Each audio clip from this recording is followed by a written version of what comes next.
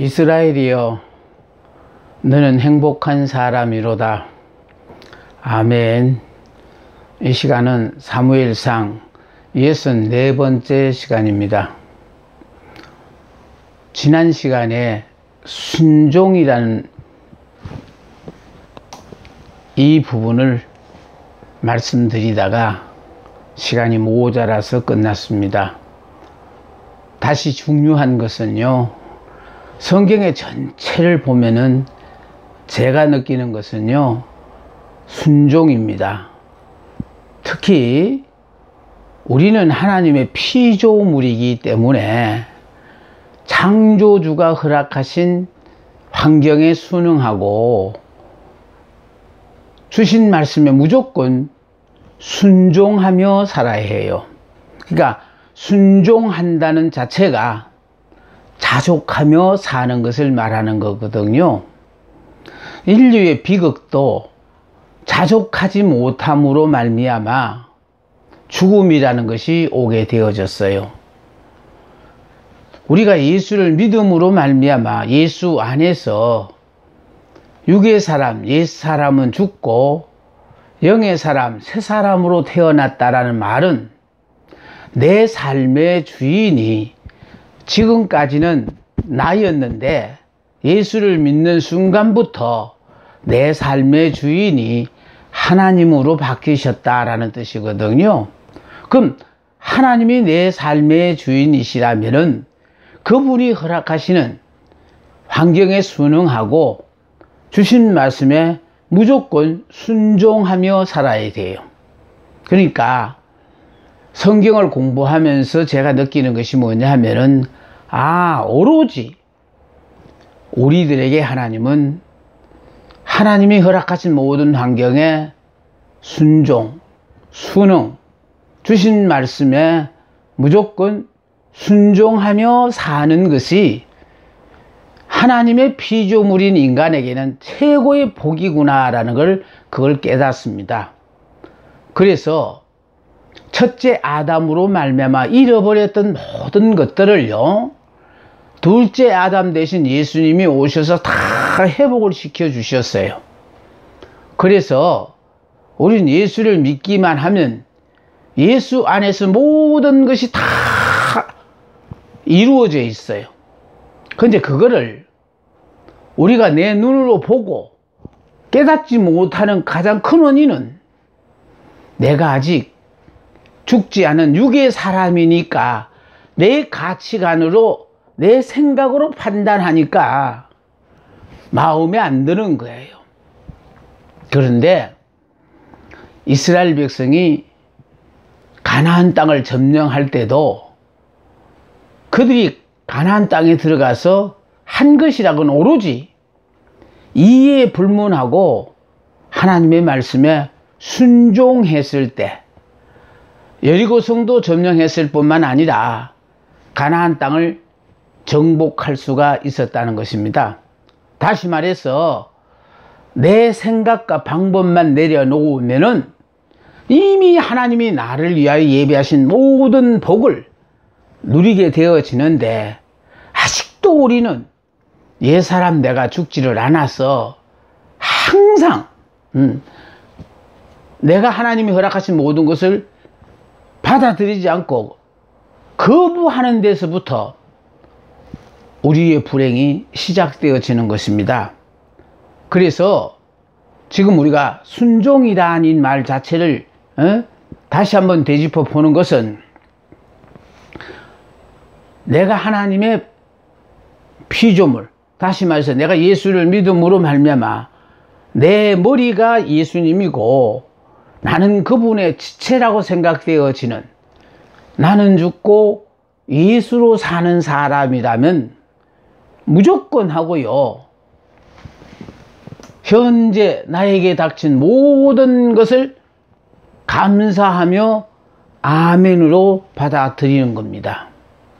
내가 아직 안 죽었기 때문에 내 가치관으로 내 마음에 안 들어서 불평하고 원망할 뿐인데요, 순종이라는 것은 나를 향하신 하나님의 계획이 계셔서 다 다 내게 좋도록 허락하셨는데 내가 아직 옛사람에서 죽지를 않아서, 그래서 옛사람의 사고와 가치관으로 생각하니 내가 원하는 건 이건 아니었다라는 거, 이게 바로 우리를 불행하게 살게 만드는 것입니다. 그래서 순종이라는 것은 현재 나에게 닥친 모든 것을 감사하는 거예요. 나의 환경에 불평하는 것은 이것을 허락하신 하나님께 항거하는 거예요. 그러니까 현재 주어진 이 환경에 불평한다는 것은 하나님이 의도적으로 허락하신 환경인데, 이걸 불평한다는 것은 하나님께 대한 불평이라는 거예요. 특히요, 하나님은 내게 가장 합당한 상대를 허락하셨는데 내가 그 상대를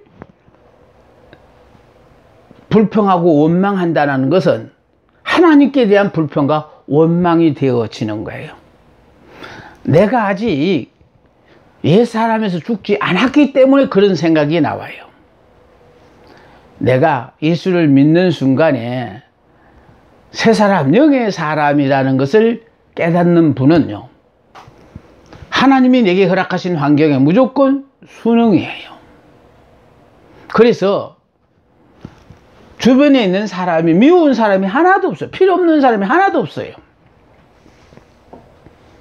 하나님은 이렇게 내게 가장 합당한 분을 허락하셨는데 내가 이걸 모르고 이때까지 이렇게 불평하고 원망했구나. 자, 이런 것을 자꾸 여러분이 깨달아 가는 겁니다. 순종이란 매 순간순간 닥쳐오는 사건에 대하여 나 자신에서 나온 판단을 포기하는 거예요. 그러니까 매 순간순간마다 내 자신에서 나오는 판단이라는 게 다른 거 아니잖아요. 내가 아직도 주인이니까, 내 삶의 주인이라고 생각하니까 자꾸 순간순간 내 생각이 자꾸 나오잖아요. 그러니까 매 순간순간 닥쳐오는 사건에 대하여 나 자신에게서 나온 판단을 포기하는 거. 그러니까 내가 포기해야만이 하나님이 내게 허락하신 모든 것들을 내가 받아들일 수가 있어요. 그러니까 그러므로 말미암아 매사에 하나님께 물어서 인도함을 받는 자세가 곧 순종이라는 거예요. 내가 옛사람일 때는 내가 주인이었으니까요, 내가 원하고 바라는 대로 살았어요. 그러나 이제 우리는 새 사람, 영의 사람이 되어진 사람은요, 매 순간순간마다 하나님께 물어야 돼요. 이 일은 어떻게 해야 돼요? 그러니까 늘 내가 하고 싶은 대로 하는 게 아니에요. 내 판단을 하는 게 아니에요. 하나님께서 이럴 때 내가 어떻게 하기를 원하십니까? 하고 이게 묻는 이 자세가요, 나는 하나님의 종으로서 당연히 모든 일을 할 때마다 매 순간순간마다 물어야 된다라는 것. 그래서 인도함을 받는 자세가 곧 순종이에요. 그래서 하락하면 하고, 하지 말라면 하고 싶어도 안 하고, 이게 바로 우리가 순종을 통하여 하나님이 우리에게 기대하는 바예요. 자, 세 번째는 뭐냐면 순종이란 기다리며 참고 견디는 자세예요. 왜냐하면은 우리가 순종하지 못하는 것은요, 내가 바라고 원하는 때 내 방법에 의해서 이루어지기를 기다리는 거거든요. 그런데 순종이라는 것은 좋으신 하나님이 내게 허락하신 모든 것들은 다 나를 위하여 허락하시는 거거든요. 그러니까 다 내게 좋다는 거예요. 그러니까 나는 지금 이 순간에 이루어졌으면 하는 것이 나의 바람이지만은, 그러나 나를 향하신 하나님의 계획은 이때보다도 더 나은 때, 더 큰 축복으로 우리에게 허락하시고자 하는 계획이 계시면은요, 이루어지지 않아요. 들어주시지 않는다고요. 그러니까 우리의 생각하고는 전혀 반대가 되어진다라는 거예요. 나는 이 일이 망가지기 전에, 또 우리 육체로 말하면 내 몸이 더 약해지기 전에, 죽기 전에 이루어 주옵소서 하고 기도하지만은요, 하나님은 죽으라는 거예요. 네가 죽어야만이 성령이, 하나님께서 내 안에서 이제 본격적으로 역사를 시작하신다는 거예요. 우리가 예수를 믿는 그 순간에 옛사람 나는 이미 죽었잖아요. 그러니까 내가 바라고 원하는 대로 살면 안 돼요. 이제 그리스도가 우리의 머리니까, 그분이 나를 향하신 계획이 계셔서 허락하신 모든 상황이니까 이에 불문하고 무조건 아멘하고 순종하다가 보면은 내가 바라고 원하는 소원이 이루어지는 것이 아니라 하나님께서 나를 통하여 이 땅에 이루시고자 하는 당신의 아름다운 계획을 이루어 가신다라는 것이 중요합니다.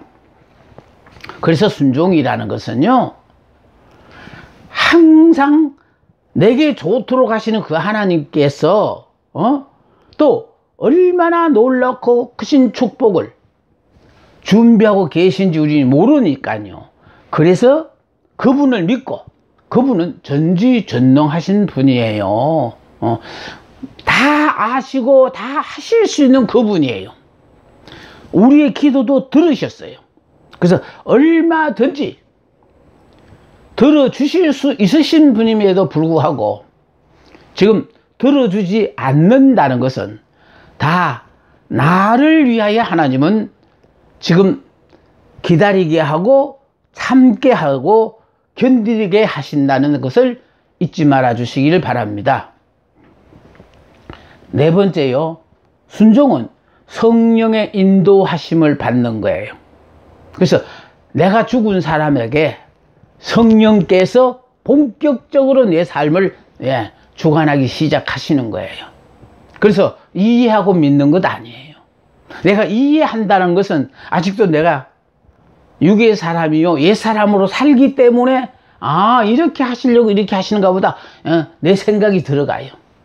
그러나 새 사람, 영의 사람, 나는 죽고 예수로 사는 사람은 이에 불문하고 무조건 성령의 인도하심 따라 순종하고 나면은 이런 결과를 거두시려고 하나님이 그러셨구나라는 것을 확인하게 되어진다 이 말입니다.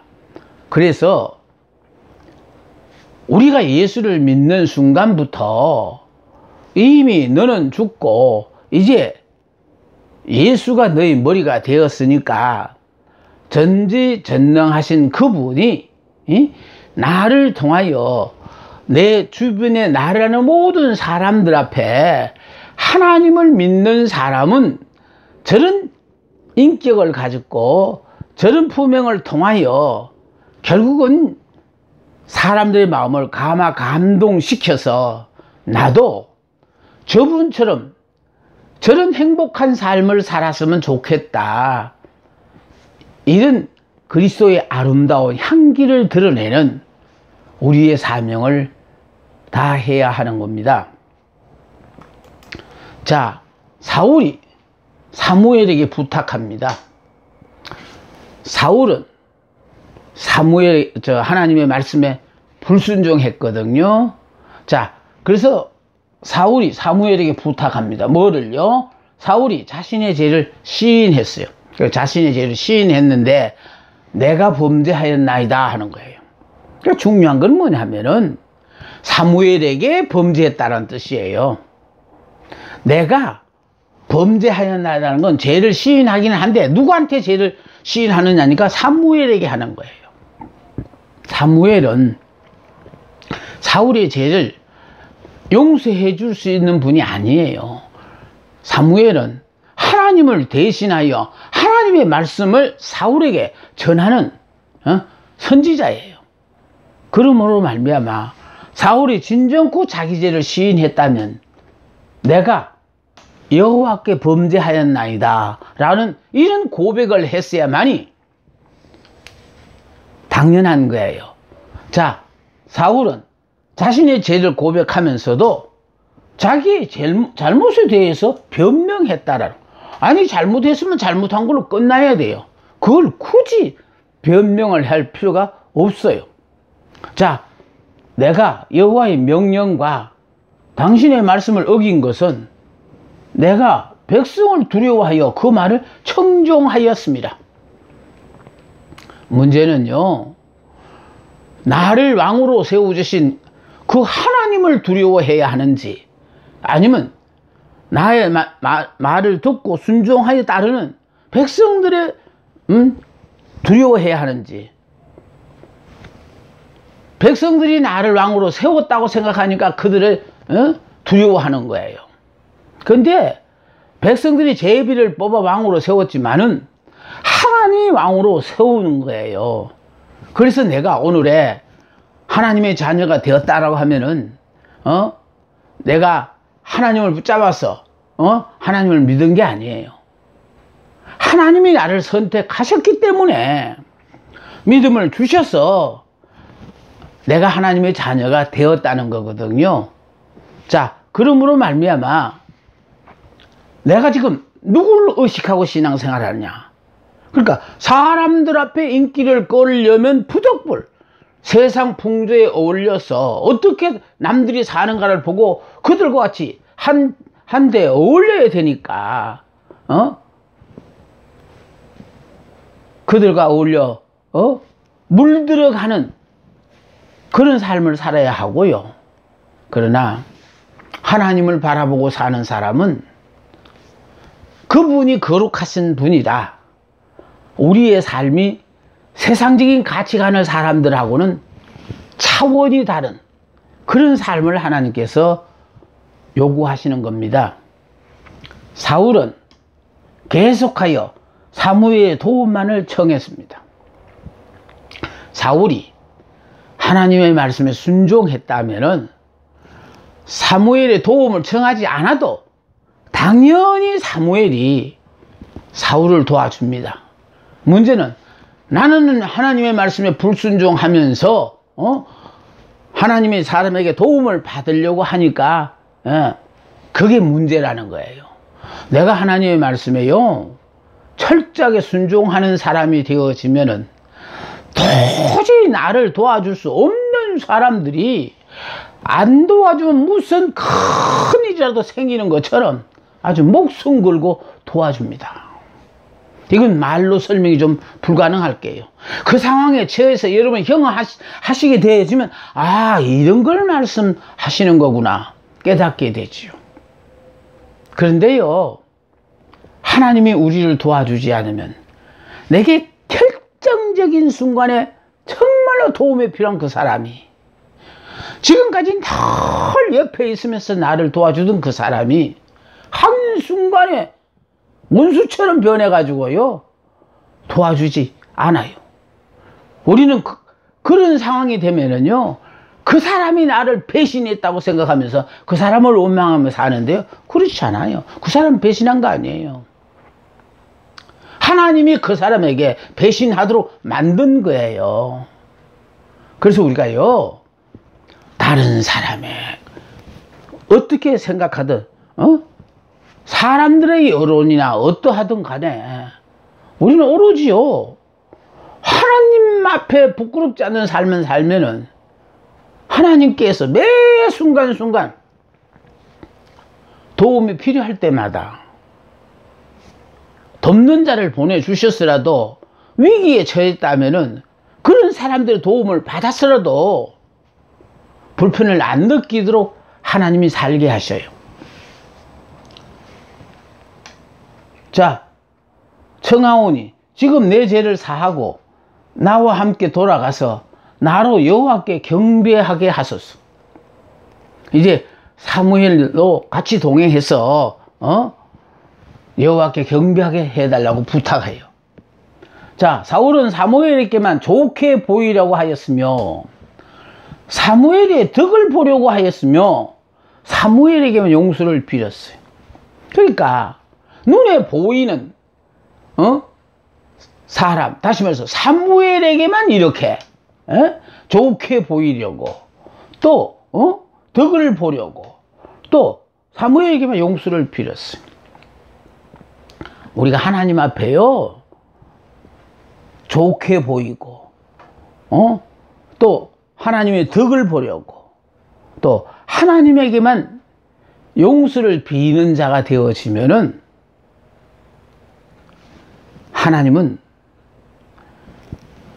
어쩌면 사무엘보다도 더 훌륭한 사람으로 말미암아 도움을 받을 수도 있어요. 이 당시에는 사무엘이 하나님의 장중에 붙잡혀서 쓰임을 받는 하나님의 사람이었으니까 지금 사울이 사무엘을 붙잡지만은 우리 현재 생활 속에서도 정말로 꼭 필요한 사람으로 말미암아 이렇게 도움을 받을 수 있도록 또 하나님이 해 주시는 겁니다. 그걸 내가 설명하려고 지금 방금 그 말을 했던 겁니다. 자, 사울의 관심은 명성을 그대로 유지하고 또 백성들에게도 자기의 이권을 그대로 간직하는 것이고 백성들이 그를 반역하거나 기만하지 못하게 하는 것이었어요. 그러니까 자기는 일체 아무것도 손해보지 않잖아요. 어떻게 하든지 이 자리만을 유지해 보려고 하고 이 인기만을 백성들로부터 그대로 얻고 싶어 하는 그런 마음이에요. 그런데요, 역사를 주관하신 그 하나님의 마음에만 들면은 그분이 나를 세우는데 누가 나를 끌어내립니까? 그런데 그분이 나를 끌어내리면은 누가 우리를 이렇게 올려줄 수가 있겠네. 이걸 모르니까 자꾸 우리는 그러니까 세상의 권위는요 많은 백성들이 세워줘요. 그러나 하나님의 권위는요 하나님이 세워주시는 거예요. 그래서 우리가 그 권위를 유지하려면 이 권위가 하나님이 주신 권위인지 아니면 백성들의 권위인지를 우리가 생각해 봐야 해요. 그래서 중요하다는 것은요, 하나님의 권위가 세상의 권위하고는 비교가 되지 않거든요. 그래서 우리가 하나님만 잘 섬기면은 내 신상의 어려움이라는 것은 있을 수가 없도록 하나님이 책임지고 보장하시는 것을 삶을 통하여 여러분이 깨닫게 되어질 것입니다. 그는 사무엘이 자기를 버릴 때 백성도 역시 자기를 버릴 것이 두려웠기 사실 그렇습니다. 문제는 여호와 하나님은 영이라 안 보이니까 사무엘을 통하여 지금 사울하고 사울에게 명령을 내리시고 하신 분이거든요. 그러다가 보니까 지금 이제 여호와의 말씀에 불순종했으니 사무엘도 당연히 사울을 버리지요. 백성들도 역시 사울을 버리게 돼 있다고요. 그런데 문제는 하나님의 마음을 돌이킬 생각도 하지 않고 어떻게 하든지 간에 사무엘의 마음만을 돌려보려고 애를 쓴다는 것. 인간은 이래요. 눈에 보이는 걸 보고 믿다가 보니까 그래요. 그런데 우리가 믿는 기독교는 영적인 종교라는 말은 하나님이 영이시니까 우리 눈으로는 볼 수가 없어요. 그래서 영이시다가 보니까 우리 이 마음에 겉으로는 표현하지 않았지만 이 속에 어떤 마음을 가지고 있는가라는 걸 그분은 다 아셔요. 그래서 그분 보시기에 우리가 하나님 마음에 드는 삶만 사신다면 성령은 내 속에 영원토록 자정에 계시고 나를 통하여 이 땅에 당신이 실현하시고자 계획하신 모든 일들을 지체하지 않고 다 이루어 가시는 겁니다. 사무엘은 그의 죄가 하나님과 관계된 것임을 거듭하여 지적하죠. 그러니까요, 지금 하나님의 말씀에 불순종했으니까 하나님 앞에 죄를 지은 것이라는 걸 지적하지만은 사울이 인정하는 것은 기껏 백성들과 자신과의 관계뿐이라는 거예요. 그러니까 하나님하고는 상관없어. 왜? 하나님도 왕이고 나도 왕이니까. 여기서 문제가 생기는 거예요. 하나님께서 많고 많은 사람 중에 기스 아들 사울을 이스라엘 왕으로 선택하셨던 거는 백성들이 눈에 보이는 인간왕을 세워달라고 하니까 그들이 눈으로 보고 왕으로 섬길 만한 대상으로서 다른 사람보다 키가 큰, 그러니까 외적인 모습으로 왕다운 품위를 가졌다고 생각하고, 이런 사람이라면 이스라엘 백성들도 모두 하나같이 왕으로서 자격이 있다고 생각하고 순순히 받아들일 것 같았어. 그래서 사울을 선택한 거예요. 그런데 외적인 모습이 왕다워서 왕의 직분을 잘 감당하는 게 아니라 자격이 없다는, 왕의 자격이, 그것이 지금 이렇게 사울이 불과 몇 년 사이에 그가 어떤 사람이라는 것을 백일하에 다 드러나게 만드는 거예요. 다윗은 나단 선지자로부터 자신의 감추어진 죄를 지적받고 즉시 하나님 앞에 내가 범죄하였나고 고백했습니다. 이게 차이점이에요. 사울은 사무엘에게 잘못했다고 하는 거예요. 거기에 비해서 다윗은 나단 선지자가 당신이 그 죄인이라고 지적했을 때 즉시 하나님 앞에 내가 범죄하였나이다고 자신의 죄를 고백했다니까요.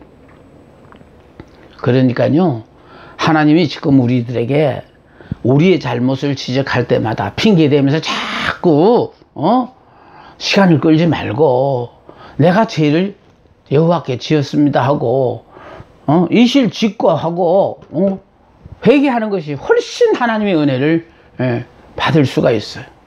자, 그래서 여기 지금 사울왕과 다윗왕, 사울이 왕이고 아직 다윗은 왕이 아닙니다.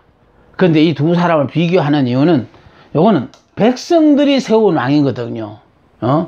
투표해서 백성들이 뽑은 왕이고, 다윗은 하나님이 뽑은 왕이에요.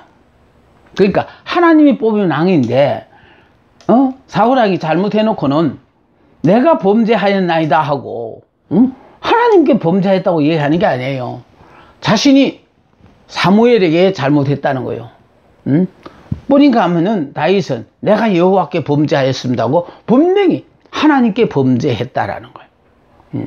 그러니까 바세바와의 간음 사건으로 말미암아 결국은 다윗이 제가 지적받았을 때에 그 사건에 대해서요